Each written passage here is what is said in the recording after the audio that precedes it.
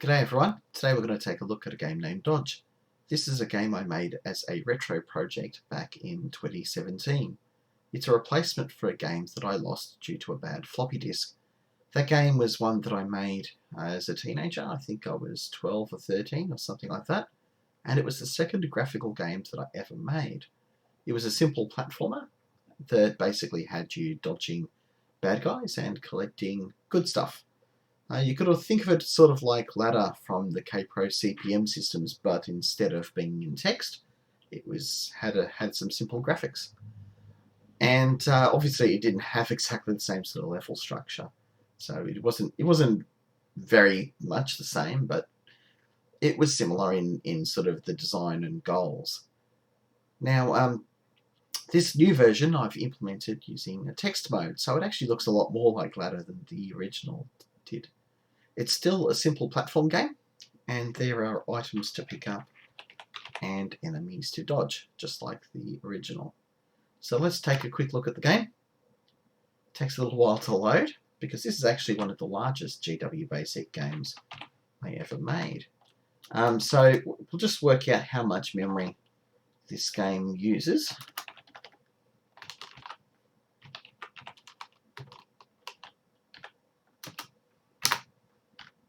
My keys are sticking there. Okay, so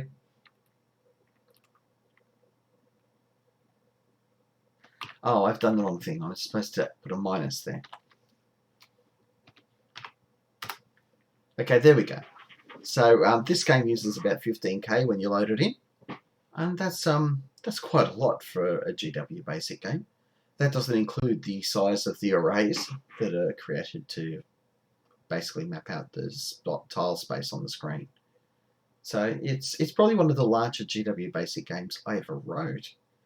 Probably not the largest when you compare it to the QBasic games that I wrote later when I was a teenager.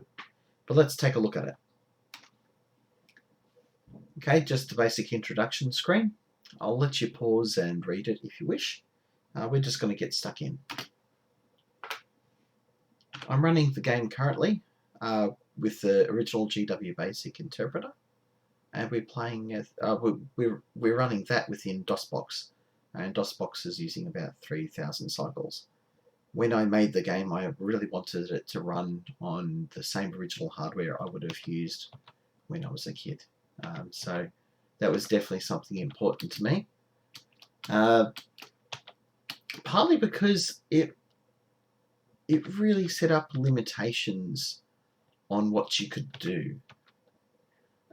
Because basically the CPU time you have available in GWBasic on an old machine wasn't really all that much, and it was an achievement to get any kind of game really working at all. And this actually works pretty well for a simple text mode game.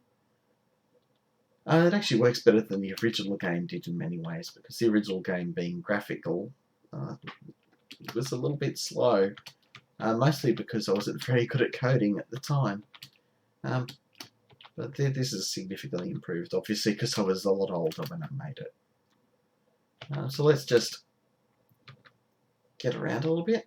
These little arrows here underneath me there, they are conveyor belts, and they weren't in the original one. And they push you to the right in the case of the ones I'm currently on.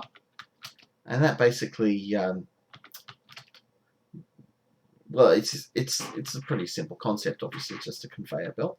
But it's a way that you can actually trap enemies. You can see that springy enemy up the top actually can't move because he's trying to move towards me, but the conveyor belt is pushing him to the left.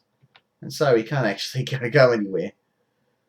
He'll be free once I actually go further than to the left, because he'll actually start moving again. There we go. The hearts are good to pick up, obviously, if you can, but you can't pick them up if you have full health. So there is a reason to have taken at least one hit, so you can pick up the hearts for a bit of extra health. That guy's trapped in between on the ladder between the two blocks. That's pretty good.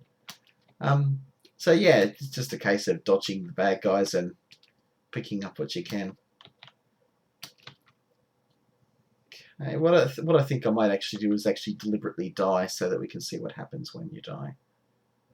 It actually takes a little while for it to happen. You actually get quite a few hits before you die. And if you die and you get a high score, you can enter your name.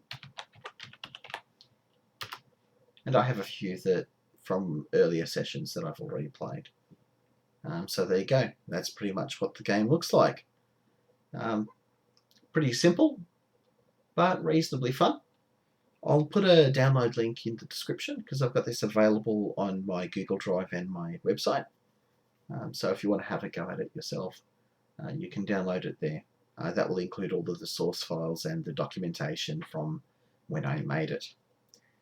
Thanks for watching, and I'll catch you next time.